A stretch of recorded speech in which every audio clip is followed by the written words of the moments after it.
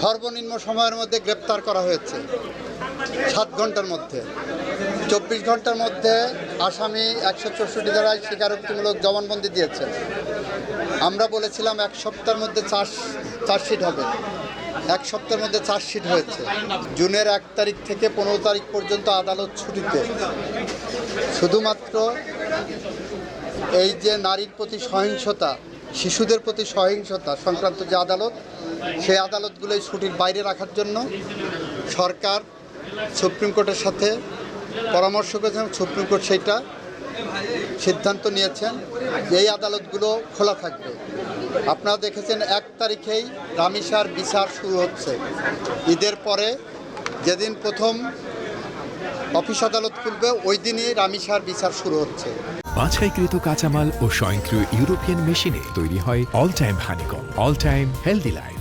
ওই এলাকার সংসদ সদস্য না, আমি পাশের এলাকার সংসদ সদস্য। দ্বিতীয়, আমি আইনমন্ত্রী হিসাবে শুধু ঝিনেদার না, আমি সারা বাংলাদেশের আইনমন্ত্রী। তৃতীয়ত হলো এনসিপির সাথে যে ঘটনাটা ঘটেছে সেটা রাজনৈতিকভাবে এনসিপি যেমন দেখছেন, বিএনপিও রাজনৈতিকভাবেই দেখছে।